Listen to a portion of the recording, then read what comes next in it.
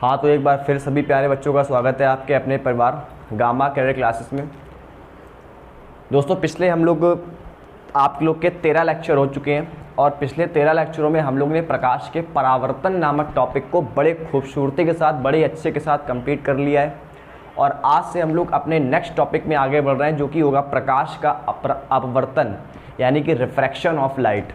ठीक है, जो भी बच्चे पहली बार इस पर चैनल में आए हैं और पहला वीडियो देख रहे हैं, वो चैनल को सब्सक्राइब जरूर कर लें, ताकि आप लोग को सारे वीडियो के नोटिफिकेशन तुरंत मिलते रहें। ठीक है, और पिछली क्लासों को भी आप लोग देख लें, उनको अपने नोट्स बना लें, प्रॉपर रूप से नोट्स तैयार कर लें, ताकि आप लोग को आगे की फिजिक्स बड़े अच्छे से समझ में आए और आप लोग के पास एक प्रॉपर नोट्स रहे कि हाँ, मैंने इतना पढ़ा है और मुझे इतना रिवीजन करना है। ठीक है, तो चलिए स्टार्ट करते हैं आज के सेशन को। A very good evening to all of you. आज हम लोग स्टार्ट कर रहे हैं प्रकाश का अपवर्तन। सही बच्चे बड़े फोकस के साथ बहुत ध्यान समझेंगे, बहुत ही इंटरेस्टिंग टॉपिक है और बहुत ही थोड़ा इम्पॉर्टेंट भी है आप लोगों के लिए। तो आप लोग बड़े ध्यान से उसको समझेंगे और अपनी कॉपी पेन लेके बैठ जाइए और अपने नोट्स में बिल्कुल आगे के लिए तैयार हो जाइए। ठीक है, चलिए स्टार्ट करते हैं प्रकाश का अपवर्तन। ठीक दोस्तों, एक बात समझने का प्रयास करिएगा ज़रा। हम लोगों ने पिछले टॉपिकों में प्रकाश की एक घटना का अध्ययन किया, जिसको हम लोग ने बोला था प्रकाश का परावर्तन। प्रकाश के परावर्तन और प्रकाश के अपवर्तन में अंतर क्या है, इन दोनों का मतलब क्या है, ये हम लोग समझने का प्रयास करते हैं। ठीक, देखिए जैसे मान लीजिए कि अगर मैं कोई पृष्ठ खींचता हूं, अगर मान लीजिए मैंने एक पृष्ठ खींचा, मान लीजिए मैंने एक पृष्ठ खींचा, और अगर इस पृष्ठ को खींचने में, जब मैंने इस पृष्ठ को खींचा, तो अगर मान लीजिए प्रकाश के परावर्तन में क्या होता था, प्रकाश के परावर्तन में क्या होता था कि कोई प्रकाश की किरण, जैसे मान लीजिए मैंने ये एक अभिलंब खींचा, तो प्रकाश के परावर्तन में क्या होता था कि जैसे मान लीजिए कोई प्रकाश किरण अगर आती है, तो प्रकाश की किरण जिस माध्यम से आती थी, इस पृष्ठ पर टकराकर उसी माध्यम में क्या हो जाती थी, वापस लौट जाती थी। ठीक, ये घटना कहलाती थी प्रकाश का परावर्तन, जिसको हम लोग की पढ़ चुके हैं। प्रकाश के परावर्तन में क्या होता था, एक किरण इस तरह से किसी राजमार्ग से आती थी और परावर्तन के पश्चात उसी माध्यम में क्या हो जाती थी, वापस लौट जाती थी। जबकि प्रकाश के अपवर्तन में क्या होगा कि प्रकाश एक माध्यम से आएगी और वो दूसरे माध्यम में प्रवेश करेगी, उसी माध्यम वापस नहीं लौटेगी, बल्कि दूसरे माध्यम में क्या होगी, प्रवेश करेगी। ठीक, समझने का प्रयास करिएगा। जैसे मान लीजिए कि मैंने ये जो एक पृष्ठ खींचा, इसको हम लोग बोलेंगे अपवर्तक पृष्ठ। अपवर्तक पृष्ठ क्यों बोल रहे हैं, क्योंकि अब की बार प्रकाश का अपवर्तन हो रहा है। पहले उसको बोलते थे परावर्तक पृष्ठ, क्योंकि तब प्रकाश का परावर्तन होता था। अब प्रकाश का क्या हो रहा है, अपवर्तन, इसलिए हम लोग बोलेंगे इसको अपवर्तक पृष्ठ। अपवर्तक पृष्ठ को हम लोग बोलेंगे रिफ्रैक्टिव सरफेस।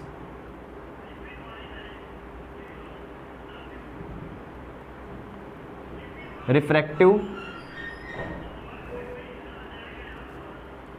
सरफेस, अपवर्तक पृष्ठ, या फिर हम लोग इसको पृथक्कारी पृष्ठ भी बोल सकते हैं। पृथक्कारी पृष्ठ क्यों बोल रहे हैं, क्योंकि ये दो माध्यमों को पृथक करेगा, मतलब अलग करेगा। इसके ऊपर का माध्यम कुछ और होगा और इसके नीचे का माध्यम कुछ और होगा। ठीक, जैसे मान लीजिए ऊपर का माध्यम अगर मान लीजिए वायु है, तो नीचे का माध्यम मान लीजिए जल हो जाएगा। ऊपर का माध्यम अगर जल है, तो नीचे का माध्यम कांच हो जाएगा। मतलब दो माध्यमों को ये पृष्ठ जो है वो अलग करेगा, इसलिए हम लोग उसको बोलेंगे पृथक्कारी पृष्ठ। इसके ऊपर का जो पृष्ठ होगा, माध्यम होगा, उसको हम लोग बोलेंगे माध्यम 1, और इसके नीचे का जो माध्यम होगा, इसको हम लोग बोलेंगे माध्यम 2।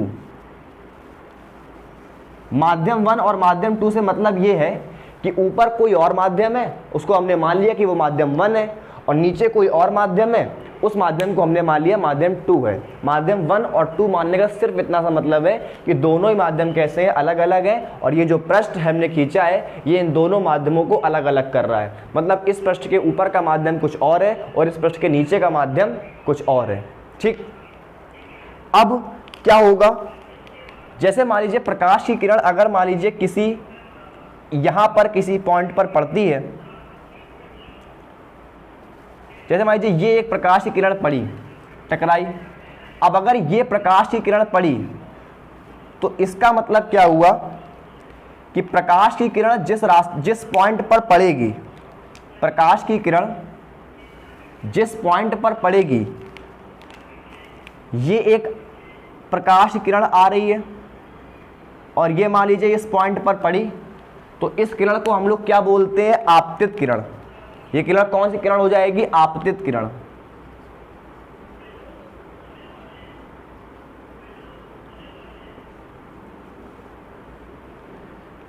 जिस पॉइंट पर ये पड़ती है वो पॉइंट क्या होता है, आपतन बिंदु, यानी ये वाला पॉइंट क्या हो जाएगा, आपतन बिंदु।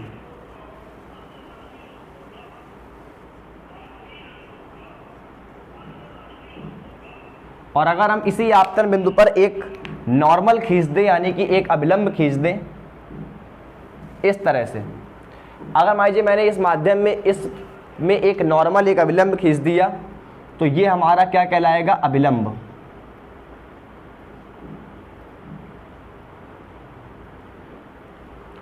अभिलंब हो गया। अब अगर ये अभिलंब हो गया तो पहले क्या होता था कि प्रकाश की किरण जिस माध्यम से आती थी उसी माध्यम में वापस लौट जाती थी, वो प्रकाश का परावर्तन हो गया। लेकिन अब की बार प्रकाश की किरण दूसरे माध्यम में प्रवेश करेगी। बात समझ आ रही है, अब की बार प्रकाश की किरण क्या होगा, दूसरे माध्यम में प्रवेश करेगी। तो देखिए, जब कोई प्रकाश की किरण किसी एक माध्यम से दूसरे माध्यम में प्रवेश करती है तो पहले ही तो ये समझो कि प्रकाश में क्या चेंजमेंट होगा, यानी कि जब प्रकाश एक माध्यम से दूसरे माध्यम में प्रवेश करेगा तो आखिर प्रकाश में क्या चेंजमेंट होगा, उसकी कौन सा गुण उसका बदलेगा। तो सभी लोग एक पॉइंट लिखेंगे और अपने कॉपी में याद रखेंगे, पहले समझ लीजिए बाद में लिखना, कि जब प्रकाश एक माध्यम से दूसरे माध्यम में जाता है, जब प्रकाश किसी एक माध्यम से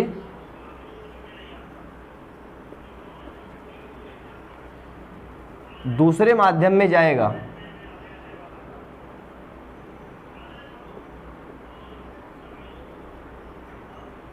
किसी दूसरे माध्यम में जाता है तो क्या होता है, तो प्रकाश का वेग बदल जाता है। क्या बदलेगा, वेग। इस बात को अपने माइंड में बिल्कुल छाप लेना। जब प्रकाश किसी एक माध्यम से दूसरे माध्यम में जाता है तो उस प्रकाश का क्या होता है, वेग बदल जाता है। इस बात को मैंने पूरा लिख दिया है, अपने माइंड में बिल्कुल सेट कर लेना कि जब प्रकाश किसी एक माध्यम से दूसरे माध्यम में जाएगा तो उस प्रकाश का क्या होगा, वेग बदल जाएगा। प्रकाश की जो चाल होगी वो बदल जाएगी। वेग बोलो चाहे चाल बोलो, बात एक ही है। प्रकाश की चाल क्या हो जाएगी या वेग क्या हो जाएगा, बदल जाएगा।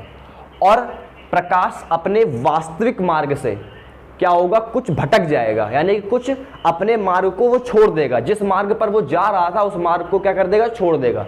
समझने का प्रयास करना। अगर मान लीजिए ये पहला माध्यम है या दूसरा माध्यम है, अगर मैं इन दोनों माध्यमों को समान रखता, मैं माध्यम चेंज ना करता, मतलब उसके रास्ते में कोई भी छेड़छाड़ ना होती, जिस माध्यम से वो आ रहा था और जिस माध्यम में अब वो आगे जा रहा है, वो दोनों ही माध्यम क्या होते, एक जैसे होते, बिल्कुल सेम होते, मतलब माध्यम में कोई चेंजमेंट ना होता, तो ये प्रकाश अपने वास्तविक मार्ग में इस तरह से, ये प्रकाश अपने वास्तविक मार्ग में क्या होता, सीधे निकल जाता इस तरह से। ठीक, अगर इन दोनों माध्यमों में कोई भी अंतर ना होता, माध्यमों को हम बदलते ना, एक माध्यम दूसरा माध्यम ना बोलते, दोनों एक ही माध्यम होते, तो प्रकाश उसी मार्ग में क्या होता, सीधा निकल जाता। लेकिन जैसे ही हम माध्यम बदलते हैं, जब प्रकाश किसी एक माध्यम से दूसरे माध्यम में जाता है तो प्रकाश का वेग क्या हो जाता है, बदल जाता है। और इसी वेग के बदलने के कारण जो प्रकाश की जो दिशा होती है, जो प्रकाश के चलने की दिशा होती है, वो क्या होती है, उसके वेग की दिशा भी बदलती है। और प्रकाश क्या करता है कि अपने जो उसका वास्तविक मार्ग था उसको छोड़ करके क्या हो जाता है, अपने मार्ग से भटक जाता है, यानी कि अपने मार्ग से विचलित हो जाता है। बात समझ में आ रही है? अब विचलित होने की यहाँ पर दो कंडीशनें हैं। क्या? ध्यान समझना। प्रकाश का वास्तविक मार्ग ये था, प्रकाश का वास्तविक मार्ग ये था, तो या तो प्रकाश क्या करे कि अपने मार्ग से उस तरफ भटक जाए और अविलंब से दूर हट जाए, मतलब ऐसे आ रहा था तो ऐसे ना जा करके ऐसे आने लगे, अपने वास्तविक मार्ग से क्या हो जाए, भटक जाए, यानी कि इस तरफ जाने लगे। और या तो उसके पास एक ऑप्शन और है कि वो उस तरफ ना भटक करके इस तरफ थोड़ा विचलित हो जाए, यानी कि प्रकाश कुछ ऐसे निकल जाए। बात समझ आ रही है? तो ये दोनों ही कंडीशनों के बारे में हम लोग अभी समझेंगे कि प्रकाश की किरण कब उस तरफ भटकेगी, यानी कि अविलंब से दूर हट जाएगी, और कब ये इस तरफ विचलित होगी, यानी अविलंब की पास आ जाएगी। बात समझ आ रही है? तो प्रकाश का अपने मार्ग से जो विचलित होना है वो दो प्रकार से होगा, या तो वो प्रकाश किरण अविलंब से दूर हटेगी और या तो वो प्रकाश किरण अविलंब के पास आ जाएगी। अब कब पास आएगी और कब दूर हटेगी, इस बारे में डिस्कस अभी होगा। फिलहाल आप लोग प्रकाश के अपवर्तन की परिभाषा को समझ गए होंगे कि जब कोई प्रकाश किरण किसी एक माध्यम से, अच्छा दोनों ही माध्यम कैसे होंगे, पारदर्शी। ये भी हमेशा ध्यान रखना अपने माइंड में, लिख लेना अपनी कॉपी में कि प्रकाश हमेशा पारदर्शी माध्यम में ही चलता है। बात समझ आ रही है? अगर माध्यम अपारदर्शी है तो प्रकाश नहीं चलेगा। प्रकाश सदैव पारदर्शी माध्यम में ही चलता है, चाहे वो परावर्तन हो चाहे वो अपवर्तन हो। ठीक है? जैसे कांच, कांच कैसा है, पारदर्शी माध्यम है। जल, जल कैसा है, अब साफ जल की बात कर रहे हैं, साफ जल कैसा हो गया, पारदर्शी माध्यम हो गया। ठीक है? तो ये बात ध्यान रखना। वायु, वायु कैसा है, पारदर्शी माध्यम है, इसलिए ध्यान रखना प्रकाश हमेशा पारदर्शी माध्यम में ही चलता है। तो जब प्रकाश किसी एक माध्यम से दूसरे माध्यम में जाएगा, माध्यम कैसे होंगे, पारदर्शी। जब प्रकाश किसी एक माध्यम से दूसरे माध्यम में जाता है तो प्रकाश का वेग बदल जाता है। ठीक है? और इसी कारण प्रकाश अपने वास्तविक मार्ग से क्या हो जाता है, कुछ विचलित हो जाता है। विचलित कैसे, अपने मार्ग से हट जाएगा। अब चाहे इस तरफ हटे चाहे इस तरफ हटे, उन दोनों कंडीशनों को हम लोग अभी समझ लेंगे। लेकिन प्रकाश अपने वास्तविक मार्ग से क्या हो जाएगा, विचलित हो जाता है। और प्रकाश की यह घटना प्रकाश का अपवर्तन कहलाती है। क्या कहलाती है, प्रकाश का अपवर्तन। फिर सुनो मेरी परिभाषा को, फिर सुनो मेरी बात को और अपने अध्यापक में ध्यान से लिखना। पहले सुनो और फिर लिखना। क्या प्रकाश का अपवर्तन क्या है? प्रकाश का अपवर्तन क्या है कि जब प्रकाश की किरण किसी एक माध्यम से दूसरे माध्यम में जाती है, जब प्रकाश की किरण किसी एक माध्यम से दूसरे माध्यम में जाती है तो वह किरण, उस किरण के वेग, उस प्रकाश का वेग क्या हो जाता है, बदल जाता है। और इसी कारण प्रकाश जो होता है वो अपने वास्तविक मार्ग से, या प्रकाश की जो किरण होती है वो अपने वास्तविक मार्ग से कुछ क्या हो जाती है, विचलित हो जाती है, यानी कि भटक जाती है, विचलित हो जाती है। जिससे इस घटना को हम लोग क्या कहते हैं, प्रकाश का अपवर्तन कहते हैं। ठीक है? सभी लोग क्लियर हो गई परिभाषा? ठीक है? अगर प्रकाश किरण उसी माध्यम में लौट जाती है तो उसको हम लोग पढ़ चुके हैं, उसको हम लोग क्या बोलते हैं, परावर्तन। और जब प्रकाश किरण दूसरे माध्यम में प्रवेश करती है तो उसको हम लोग क्या बोलते हैं, अपवर्तन। परावर्तन और अपवर्तन में डिफरेंस यही है कि परावर्तन की घटना में प्रकाश किरण जिस रास्ते से आती थी, जिस माध्यम से आती थी, उसी माध्यम में वापस लौट जाती थी। जबकि अपवर्तन में क्या होता है, प्रकाश किरण जिस माध्यम से आ रही है फिर उसके बाद वो किसी दूसरे माध्यम में क्या होगी, प्रवेश करेगी। और प्रवेश करने पर उसका वेग बदलेगा, और वेग बदलने के कारण ही वो प्रकाश किरण जो होगी वो अपने जो उसका वास्तविक मार्ग था, जिस मार्ग पर वो आ रही थी, उस मार्ग से कुछ क्या हो जाएगी, विचलित हो जाएगी। और वो घटना क्या कहलाएगी, प्रकाश का परावर्तन कहलाएगा। ठीक है? वो घटना प्रकाश का परावर्तन कहलाएगी। अब ये प्रकाश, अब आगे बढ़ते हैं। ठीक? अब देखिए, ये परिभाषा सभी लोग लिख लेंगे। अब आगे बढ़ते हैं। अब देखिए, अब हमने ये कहा कि प्रकाश किरण अपने वास्तविक मार्ग से विचलित हो जाएगी, यानी कि भटक जाएगी। अब दो प्रकार से भटक सकती, मैंने आपको बताया, या तो वो अविलंब से दूर हट जाए यानी कि उस तरफ चली जाए, और या तो इस तरफ आ जाए तो अविलंब के पास आ जाएगी। अब हम किसी एक कंडीशन को लेकर के चल रहे हैं। हम क्या मान रहे हैं कि ये प्रकाश की किरण जो होगी वो इस तरह से, इसका वास्तविक मार्ग तो ये था सीधे वाला, ये प्रकाश किरण कुछ इस तरह से क्या हो गई, अविलंब की ओर झुक गई। ठीक भाई, या तो उस तरफ करते तो अविलंब से दूर हट जाती, हमने इस तरफ किया, अविलंब की ओर झुक गई। तो हमने किसी भी एक कंडीशन को मान के चला, आप चाहें तो उस तरफ मान के चल सकते हैं, ठीक है। अभी मैं ये नहीं कह रहा हूँ कि प्रकाश किरण यहीं पर झुकेगी हमेशा, ऐसा नहीं है, ठीक है। मैं एक कंडीशन मान के चल रहा हूँ कि प्रकाश किरण यहाँ पर क्या हो गई, मान लीजिए अभिलंब की ओर आ गई। अगर वो अभिलंब की ओर झुक गई तो ये प्रकाश की किरण का अब मार्ग हो गया। प्रकाश की किरण का वास्तविक मार्ग ये था, लेकिन अपवर्तन के कारण प्रकाश की किरण क्या हो गई, इस तरफ झुक गई। तो दोस्तों देखिए, ये हमारा क्या था, अभिलंब, आपतन बिंदु पर अभिलंब, और ये हमारी कौन सी है, आपतित किरण है। तो अभिलंब और आपतित किरण के बीच में जो ये वाला एंगल बनेगा यही होगा एंगल आई, यानी जिसको हम लोग कौन सा कोण बोलते हैं, आपतन कोण। ये कोण कौन सा है, आपतन कोण। इसको मैं लिख दे रहा हूं, ये कोण कौन सा कोण है, आपतन कोण।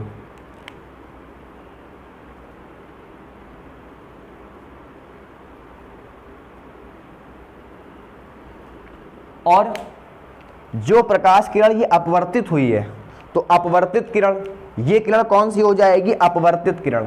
क्यों, क्योंकि ये प्रकाश का अपवर्तन हुआ है ना, तो ये किरण कौन सी होगी, अपवर्तित किरण। परावर्तन में कौन सी किरण होती थी, परावर्तित किरण, और यहाँ कौन सी हो जाएगी, अपवर्तित किरण। तो ये किरण कौन सी हो जाएगी, अपवर्तित किरण, ठीक। तो ये किरण हो गई अपवर्तित किरण,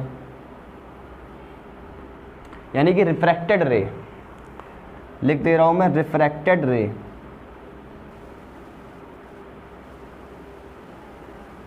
ठीक। इसके बाद जो ये अपवर्तित किरण है और जो ये अभिलंब है, इसके बीच जो एंगल बनेगा ये वाला, ये एंगल कौन सा होगा, एंगल आर, ठीक। जिसको हम लोग कौन सा एंगल बोलेंगे, इस एंगल को हम लोग कौन सा एंगल बोलेंगे, अपवर्तन कोण।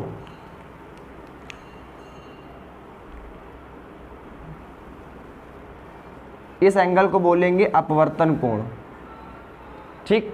तो ये क्या हो गया, आपतन कोण, और ये क्या हो गया, अपवर्तन कोण। वही कॉन्सेप्ट चल रहा है, आपतित किरण और अभिलंब के बीच बनने वाला कोण आपतन कोण, और अपवर्तित किरण और अभिलंब के बीच बनने वाला कोण अपवर्तन कोण होता है, ठीक है। तो आप लोग समझ गए पूरी बात। प्रकाश का, अब मैं परावर्तन को हटा दे रहा हूँ, प्रकाश का अपवर्तन क्या होता है, सभी लोग हेडिंग लगा लेंगे, प्रकाश का अपवर्तन। मैं एक बार फिर से आप लोग को क्लियर कर दूंगा परिभाषा को, सभी लोग हेडिंग लगा लेंगे, प्रकाश का अपवर्तन,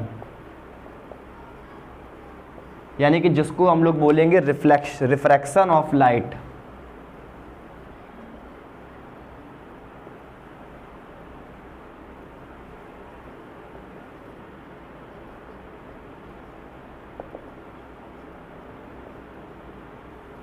रिफ्रैक्शन ऑफ लाइट। अब मैं आपको पूरी बात एक बार फिर से बताता हूँ। मैंने आप लोगों को प्रकाश का परावर्तन बताया, ये वाला पृष्ठ कौन सा है, पृथककारी पृष्ठ, यानी कि अपवर्तक पृष्ठ। पृथककारी पृष्ठ उसको क्यों बोल रहे हैं, क्योंकि ये दोनों माध्यमों को क्या कर रहा है, अलग अलग। ऊपर का माध्यम कुछ और है जिसको हमने माध्यम 1 माना है, और नीचे का माध्यम कुछ और जिसको हमने माध्यम 2 माना है, ठीक। प्रकाश के परावर्तन में क्या होता था बच्चों, कि प्रकाश की किरण एक माध्यम से आती थी और टकराने के पश्चात उसी माध्यम में क्या हो जाती थी, वापस लौट जाती थी। ये घटना कहलाती थी प्रकाश का परावर्तन। लेकिन अब हम लोग पढ़ रहे हैं प्रकाश का अपवर्तन। प्रकाश के अपवर्तन में क्या होगा, प्रकाश किरण एक माध्यम से आ रही है और फिर वहाँ पर उसके टकराने के बाद वो किसी दूसरे माध्यम में प्रवेश करेगी, और जब दूसरे माध्यम में वो प्रवेश करेगी तो उसमें हमें एक अजीब सी चीज़ देखने को मिलेगी। क्या, हमें ये देखने को मिलेगा कि प्रकाश किरण जो है वो अपने मार्ग से क्या हो रही है, भटक रही है, यानी कि विचलित हो रही है। मतलब उसका वास्तविक मार्ग तो सीधा होना चाहिए। अगर दोनों माध्यमों को हम सेम रखते तो उसका वास्तविक मार्ग क्या था, सीधा होना चाहिए। लेकिन जब हमने माध्यमों को चेंज कर दिया, माध्यम 1 और माध्यम 2 ले लिया, तो हमने एक अजीब सी चीज़ क्या देखी कि जब प्रकाश दूसरे माध्यम में प्रवेश करती है तो वहाँ पर उसका जो पथ होता है वो क्या हो जाता है, बदल जाता है, ठीक है। यही घटना क्या कहलाती है, प्रकाश का अपवर्तन। परिभाषा क्या लिखोगे, जब कोई प्रकाश, और अच्छा, जब ये इसका जो वास्तविक मार्ग से जो भटकना है ये क्यों है, क्योंकि प्रकाश का वेग बदलता है। जब प्रकाश किसी एक माध्यम से दूसरे माध्यम में जाता है तो प्रकाश का वेग या और उसकी दिशा भी लिख लो, प्रकाश का वेग और उसकी दिशा भी क्या हो जाती है, बदल जाती है। और जब बदल जाती है इसलिए प्रकाश अपने वास्तविक मार्ग से क्या हो जाता है, विचलित हो जाता है, और यह घटना प्रकाश का अपवर्तन कहलाती है। जब कोई प्रकाश की किरण किसी एक माध्यम से दूसरे माध्यम में जाती है तो प्रकाश का वेग बदल जाने के कारण वह प्रकाश की किरण अपने वास्तविक मार्ग से विचलित हो जाती है। यह घटना प्रकाश का अपवर्तन कहलाती है। ये किरण आपतित किरण थी, ये किरण क्या हो गई? अपवर्तित किरण। मैंने मान के चला कि ये किरण अपने वास्तविक मार्ग से थोड़ा झुक गई, अभिलंब की ओर क्या हो गई? झुक गई। ठीक है, इसके दो ही रास्ते हो सकते हैं, या तो अभिलंब की ओर झुक जाए या अभिलंब से दूर हट जाए, उस तरफ चली जाए। तो हमने एक कंडीशन मान के चल रहे हैं। ठीक है, तो ये वाला एंगल क्या हो गया? आई। क्यों? क्योंकि ये अभिलंब है, ये आपतित किरण है। आपतित किरण और अभिलंब के बीच बनने वाला कोण आई हो गया। और ये क्या हो गया? अपवर्तन कोण। क्यों? क्योंकि अपवर्तित किरण और अभिलंब के बीच बनने वाला कोण क्या हो गया? अपवर्तन कोण हो गया। ठीक है दोस्तों, तो ये आप लोग को आ गया होगा प्रकाश का अपवर्तन क्या होता है। मैंने प्रकाश का अपवर्तन आप लोग को अच्छे से समझा दिया। अब जिस प्रकार परावर्तन के नियम थे उसी प्रकार अपवर्तन के भी दो नियम हैं। ठीक है, परावर्तन के नियम क्या थे कि आपतित किरण, अभिलंब और आपतन कोण, आपतित किरण, अभिलंब और परावर्तित किरण ये तीनों एक ही तल पर होते हैं। वही नियम अपवर्तन का नियम भी है। तो अगर हम लोग अपवर्तन के पहले नियम की बात करें, ठीक है, पहले आप लोग प्रकाश का अपवर्तन लिख लेंगे, चित्र डायग्राम बना लेंगे और फिर लिखेंगे नियम। अगर हम लोग प्रकाश के अपवर्तन के नियम की बात करें, ये किसके नियम है? अपवर्तन के। अपवर्तन के नियम, यानी कि इनको हम लोग बोलेंगे laws of reflection, refraction sorry, laws of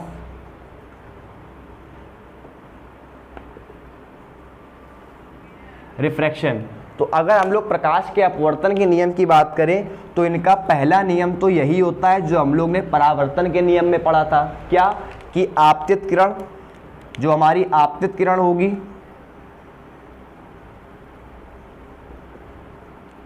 जो हमारा अभिलंब होगा, और जो अपवर्तित किरण होगी, ठीक, आपतित किरण, अभिलंब और जो हमारी अपवर्तित किरण होगी, ये तीनों ही क्या होंगे? एक ही तल में होंगे।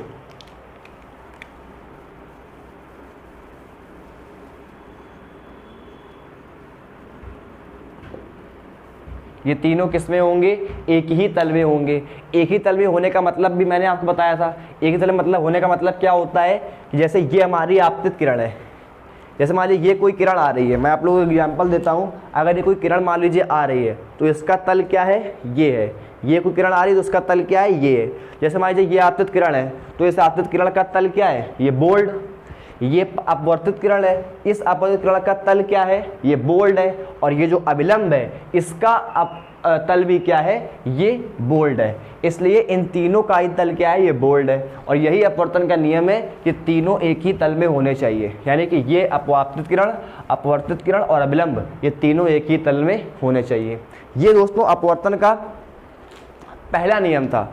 अब हम लोग अपवर्तन के दूसरे नियम की बात करते हैं। दूसरा नियम बहुत ज़्यादा इंपॉर्टेंट है क्योंकि दूसरा नियम एक स्नेल नामक वैज्ञानिक ने दिया था और ये उस नियम को हम लोग बोलते हैं स्नेल का नियम। इसलिए हम लोग इसके सेकंड नियम को, इस बोल्ड को साफ करके सही से समझेंगे। ठीक है, तो सभी लोग के पास स्क्रीनशॉट ले लीजिए, चाहे आप इसको नोट कर लीजिए, वीडियो को पॉज करके सब कुछ लिख लीजिएगा। ठीक, अब हम लोग बढ़ते हैं आगे सेकंड नियम में, यानी कि सेकंड अपवर्तन का नियम क्या होता है।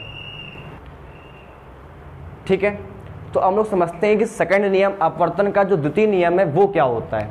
ध्यान समझिएगा। अगर हम लोग अपवर्तन के द्वितीय नियम की बात करें,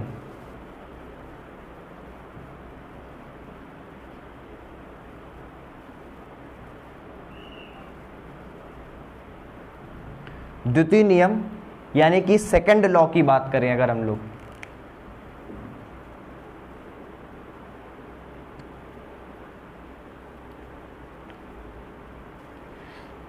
सेकेंड लॉ की बात करें तो एक वैज्ञानिक था स्नेल।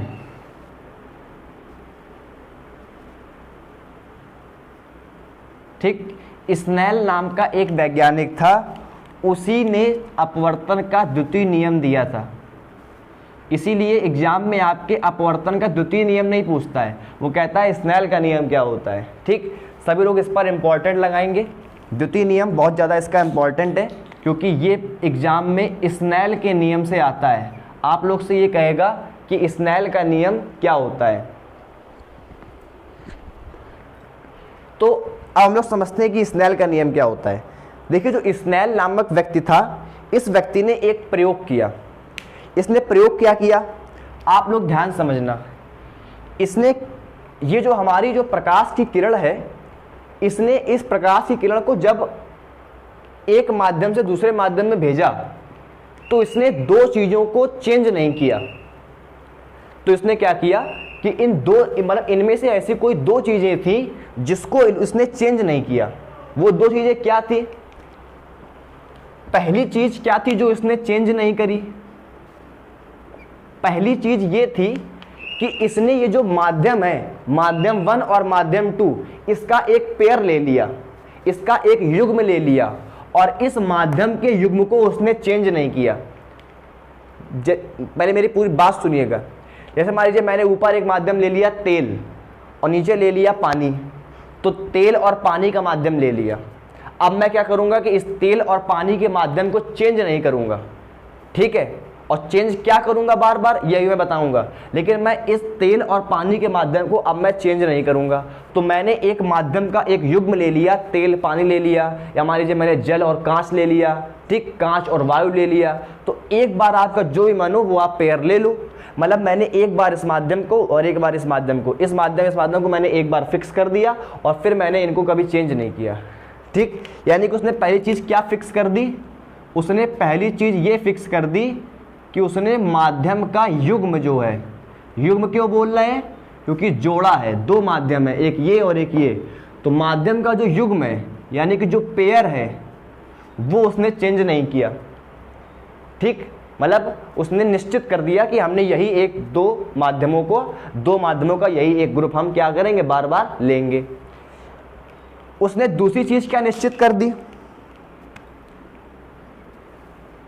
उसने दूसरी चीज ये निश्चित कर दी कि वो जिस प्रकाश को यहां पर यूज कर रहा है, जिस लाइट को यहां पर यूज कर रहा है, उसने उसका वर्ण निश्चित कर दिया। वर्ण कहें या उसकी तरंग दैर्घ्य क्या कर दी, निश्चित कर दी। वर्ण का मतलब ये होता है दोस्तों कि अगर वो रेड लाइट को यूज कर रहा है तो वो हमेशा फिर रेड लाइट को ही यूज करेगा। अगर वो येलो लाइट यूज कर रहा है तो येलो लाइट को यूज करेगा। ग्रीन कर रहा है तो ग्रीन को करेगा। मतलब प्रकाश का जो वर्ण है उसको भी वो फिक्स करके रखेगा, चेंज नहीं करेगा कि एक बार रेड यूज कर लिया फिर अगले प्रयोग में लाइट येलो यूज कर ली, फिर अगले में ग्रीन यूज कर ली, ऐसा नहीं होगा। एक बार उसने प्रकाश को यूज किया, रेड लाइट को मान लीजिए यूज किया, तो फिर वो हमेशा अब रेड को ही रखा रहेगा, ठीक। यानी कि उसने प्रकाश का वर्ण भी क्या कर दिया, निश्चित कर दिया। तो उसने एक चीज और निश्चित कर दी, क्या? जिस प्रकाश का वो यूज कर रहा है उस प्रकाश का वर्ण, या सिंपल भाषा में बोले तो उस प्रकाश की तरंग दैर्घ्य उसने निश्चित कर दी। वर्ण को भी इंग्लिश में और अच्छी भाषा में बोले तो रंग बोल सकते हैं। प्रकाश का रंग चेंज नहीं करेगा, प्रकाश का कलर जो है वो चेंज नहीं करेगा, ठीक। तो प्रकाश का उसने वर्ण को क्या कर दिया, निश्चित कर दिया। जब उसने इन दो चीजों को निश्चित कर दिया तब उसने एक चीज देखी, उसने एक अजीब सी चीज देखी। क्या देखा? उसने ये देखा, जब उसने इन दोनों चीजों को निश्चित कर दिया तो उसने ये देखा कि प्रकाश की किरण जिस एंगल पर आपतित हो रही है, यानी कि जो आई एंगल है, जो हमारा आपतन कोण है, उसकी ज्या मतलब साइन। आप लोगों ने मैथ में पढ़ा होगा, ज्या मतलब होता है साइन, कॉस मतलब कोज्या, टेन मतलब स्पर्शज्या, टेंजेंट। बात समझ आ रही है? तो ये सब मैथ का पार्ट है, आप लोगों ने मैथ में हाई स्कूल में पढ़ा होगा। तो उसने क्या किया कि जब इन दो चीजों को निश्चित कर दिया तो उसने एक चीज देखी कि वो जिस एंगल को आई को ले रहा था, जैसे मान लीजिए कि उसने एक टेबल मैं बनाता हूं, उसने क्या किया, एक टेबल बनाई, ये एंगल आई हो गया, ये एंगल क्या हो गया, आर हो गया।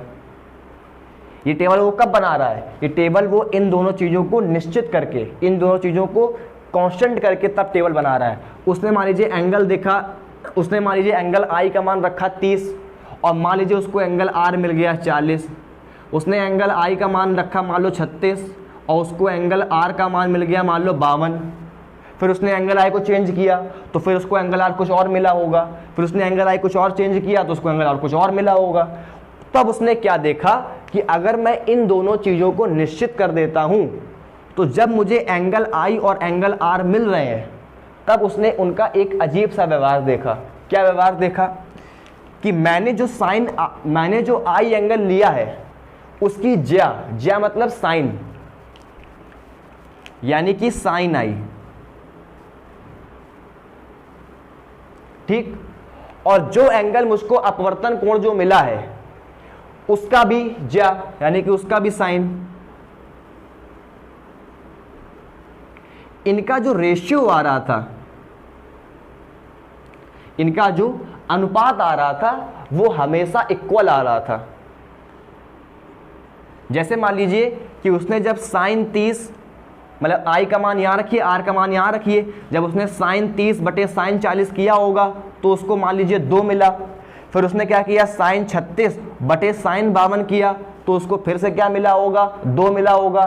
फिर उसने आई का मान कुछ और रखा, आर का मान कुछ और रखा, उसको जो मिला फिर तब भी उसको वैल्यू कितनी मिली, 2 मिली। मतलब कि उसने इन दो चीजों को निश्चित करके आई और आर की वैल्यू को चेंज कर करके रखा बार बार। तो उसने क्या देखा कि उसको जो इनका रेशियो मिल रहा था, जो इसका अनुपात मिल रहा था, वो हमेशा एक क्या मिल रहा था, कांस्टेंट मिल रहा था, यानी कि हमेशा एक इक्वल संख्या ही मिल रही थी। बात समझ में आ रही है? फिर से सुनो बच्चों, इन दोनों चीजों को निश्चित कर दिया जाए। स्नेल ने क्या कहा कि अगर इन दोनों चीजों को निश्चित कर दिया जाए, उसने भी यही किया, इन दो चीजों को निश्चित कर दिया और फिर उसने एंगल आई और एंगल आर के मान जो उसको मिलते चले गए, उसने क्या किया, इनकी इस फॉर्मूले में इसका मान रखा, आई का मान रखा, आर का मान रखा, यानी कि उनकी ज्याओं का अनुपात निकाल लिया। ज्या मतलब sine, sine i upon sine r का रेशियो निकालता गया। और जो उसको ये अनुपात मिल रहा था, ये हर कंडीशन में, वो चाहे जो भी एंगल यहाँ पर ले ले, हर कंडीशन में उसको क्या मिल रही थी, एक समान वैल्यू मिलती चली जा रही थी। तो उसने क्या कहा, उसने इसी बात को एक नियम दे दिया। उसने इस बात को क्या नियम दे दिया कि अगर हम लोग माध्यमों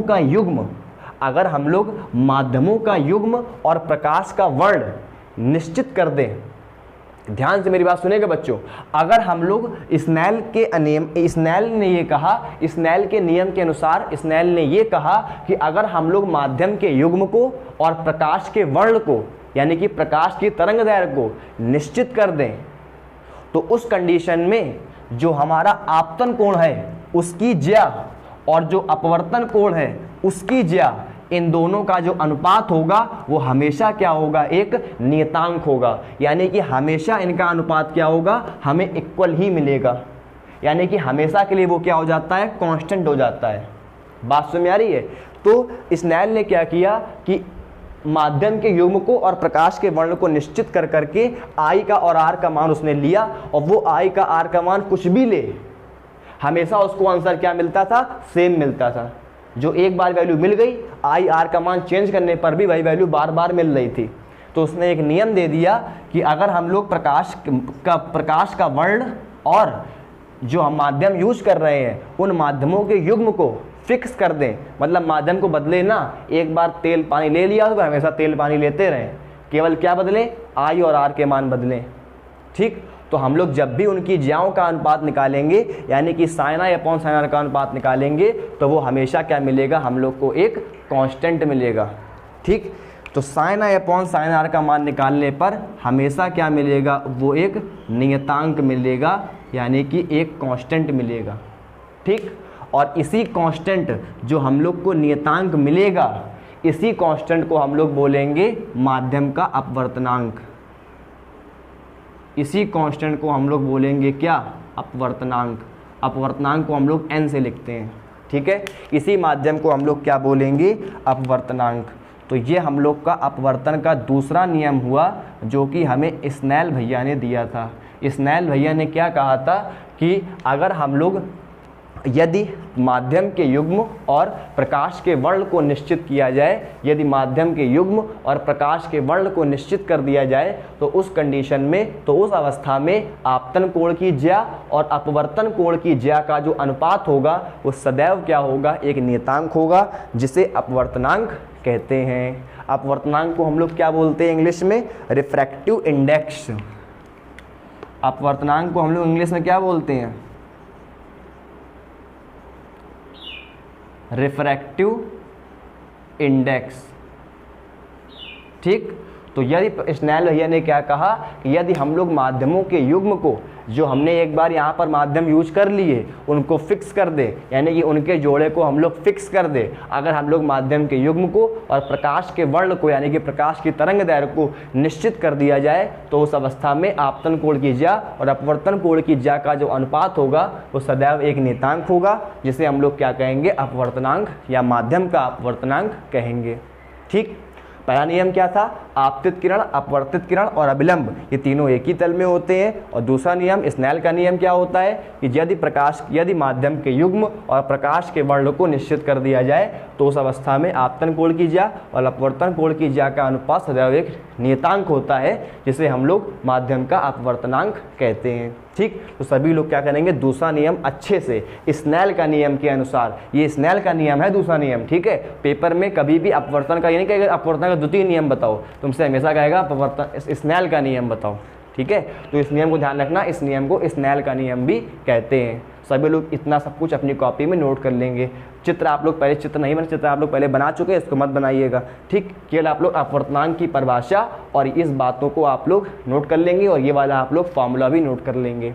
ठीक है, और अपवर्तन का नियम आप लोग सही से लिखना बिल्कुल। मैं फिर से एक बार बोल देता हूँ, स्नेल के नियमानुसार यदि माध्यम के युग्म और प्रकाश के वर्ण को निश्चित कर दिया जाए, तो उस अवस्था में आपतन कोण की ज्या और अपवर्तन कोण की ज्या का जो अनुपात होगा वो सदैव एक नियतांक होगा, जिसे हम लोग माध्यम का अपवर्तनांक कहेंगे।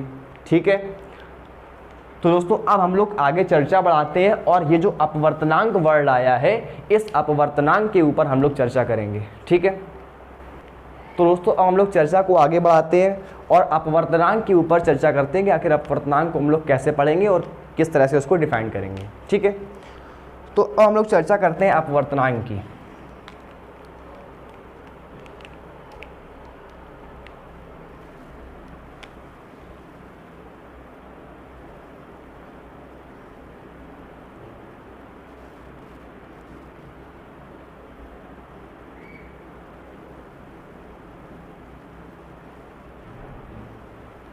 अपवर्तनांक को हम लोग बोलते हैं रिफ्रैक्टिव इंडेक्स।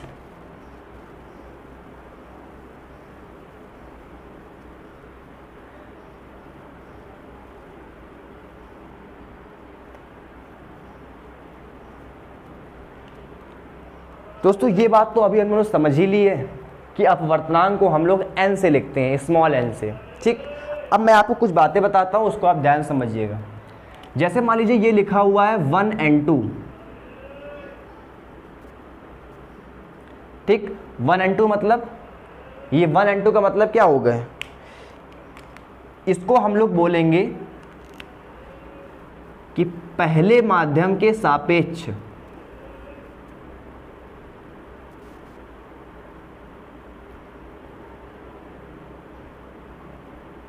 पहले माध्यम के सापेक्ष। सभी लोग का ध्यान केवल बोर्ड में रहे, अभी आप लोग कुछ भी लिखेंगे नहीं। ठीक, पहले माध्यम के सापेक्ष दूसरे माध्यम का अपवर्तनांक।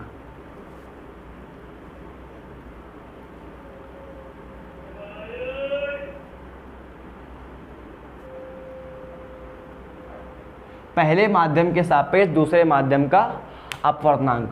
1 and 2 का मतलब होगा कि पहले माध्यम के सापेक्ष, जो पहले लिखा है उसके सापेक्ष और जो बाद में लिखा है उसका अपवर्तनांक।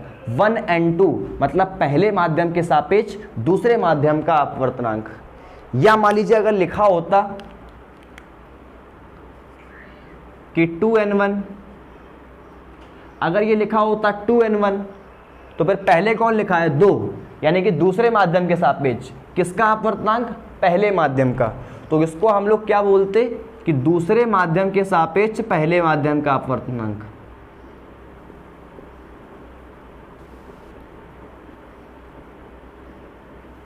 दूसरे माध्यम के सापेक्ष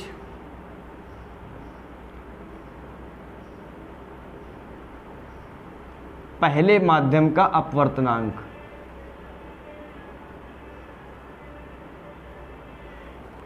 ठीक, इसके बाद अगर मान लीजिए मैं आपको एक एग्जांपल और देता हूं। अगर मान लीजिए यहां पर लिखा हो कि 3n4, तो इसका मतलब क्या होगा, अगर यहाँ पर 3 और 4 लिखा है तो इसका मतलब क्या होगा कि तीसरे माध्यम के सापेक्ष चौथे माध्यम का अपवर्तनांक। इसका मतलब यही तो होगा कि तीसरे माध्यम के सापेक्ष यही चौथे माध्यम का अपवर्तनांक। या फिर एक काम यहाँ कीजिए, अगर मैं लिख दूँ यहाँ पर PNQ, तो इसका मतलब कि पीवे माध्यम के सापेक्ष क्यूवे माध्यम का अपवर्तनांक। ठीक है, मैं आपको केवल समझाने के लिए बता रहा हूँ कि ये सब चीज़ें भी काम आएंगी। पी जो पहले लिखा हो उसके सापेक्ष जो बाद में लिखा हो उसका अपवर्तनांक, यानी कि इसको अगर हम लोग लिखना हो तो क्या लिखेंगे, पीवे माध्यम के सापेक्ष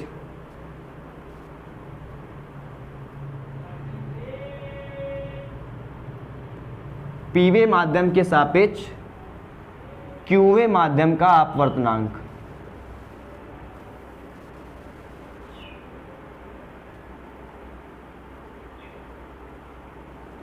ठीक है, अब एक बात और ध्यान देना, अगर मान लो यहां पर केवल लिखा हो N2 तो इसका मतलब क्या होगा, अगर यहां पर केवल N2 लिखा हो इसका मतलब, अब देखिए जैसे यहां पर लिखा था 1N2 तो हम समझ गए कि पहले माध्यम के सापेक्ष दूसरे माध्यम का अपवर्तनांक।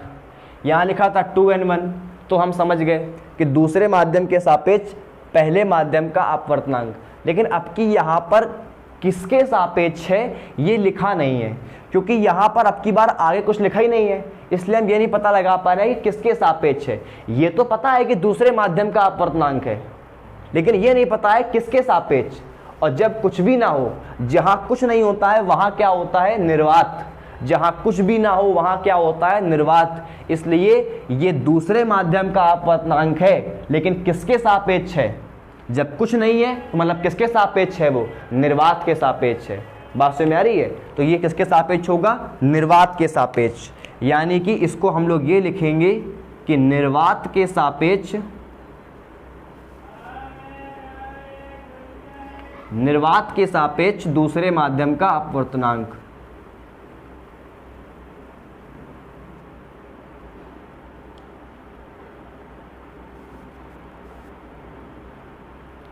ठीक, उसी प्रकार जैसे मान लीजिए अगर यहां पर N1 लिखा हो, अगर केवल N1 लिखा है तो हमें ये तो पता है कि ये पहले माध्यम का अपवर्तनांक है, लेकिन किसके सापेक्ष है, क्योंकि आगे कुछ लिखा नहीं है, किसके सापेक्ष है ये नहीं पता। और जब कुछ भी ना हो तो उसका मतलब वो निर्वात के सापेक्ष है। तो इसको हम लोग क्या बोलेंगे, निर्वात के सापेक्ष पहले माध्यम का अपवर्तनांक।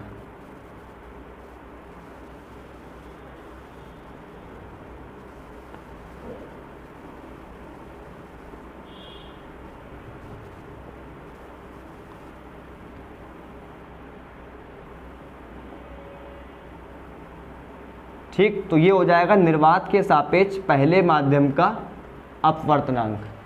ठीक है, तो आप लोग समझ गए होंगे कि हम किस तरह से अपवर्तनांक को लिखेंगे। ठीक है, अब अपवर्तनांक की अगर आपको परिभाषा समझनी हो, अपवर्तनांक की परिभाषा क्या होती है, तो अपवर्तनांक की परिभाषा भी हम लोग समझ सकते हैं। आप लोग को एक बात मैं आपको बताना चाहूँगा कि निर्वात के सापेक्ष दूसरे माध्यम का अपवर्तनांक, निर्वात का मतलब क्या होता है, निर्वात में प्रकाश की चाल कितनी होती है, सभी लोग को पता होगा कि निर्वात में प्रकाश की चाल होती है 3 × 10⁸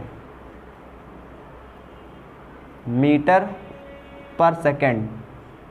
इसी को हम लोग C बोलते हैं, ये C की वैल्यू होती है। C को हम लोग क्या बोलते हैं, निर्वात में प्रकाश की चाल। ठीक है, अगर आप लोग को अपवर्तनांक की परिभाषा लिखनी हो तो आप लोग अपवर्तनांक की परिभाषा भी यहाँ से लिख सकते हैं। अपवर्तनांक की परिभाषा के लिए आप लोग को एक फॉर्मूला समझना होगा। अपवर्तनांक का फॉर्मूला होता है N = C/V। अपवर्तनांक का फॉर्मूला होता है N = C/V। अगर हम लोग अपवर्तनांक के फॉर्मूले की बात करें तो इसका फॉर्मूला होगा C/V। C/V मतलब C क्या होगा, निर्वात में प्रकाश की चाल,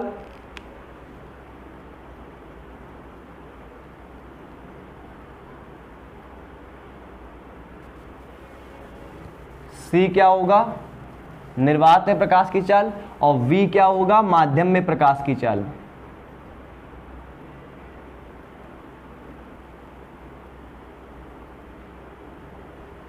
ठीक है। और इक्वल में क्या हो जाएगा, अपवर्तनांक, यानी कि किसी माध्यम का जो अपवर्तनांक होगा वो निर्वात में प्रकाश की चाल और उस माध्यम में, किस माध्यम में, जिस माध्यम का अपवर्तनांक हम निकाल रहे हैं, जिस माध्यम की हम बात कर रहे हैं, उस माध्यम में जो प्रकाश की चाल होगी उसके अनुपात के बराबर होगा। ठीक, इस फॉर्मूले को हम लोग कल प्रूव भी कर सकते हैं। ठीक है, हम लोग प्रूव भी कर लेंगे। कैसे करेंगे वो हम कल समझेंगे, कल ही क्लास समझेंगे। फिलहाल आप लोग फॉर्मूला क्या याद रखेंगे, इसकी परिभाषा क्या लिखेंगे अपवर्तनांक की, कि किसी माध्यम का जो अपवर्तनांक होता है वो निर्वात में प्रकाश की चाल और माध्यम में प्रकाश की चाल के अनुपात के क्या होता है, बराबर होता है।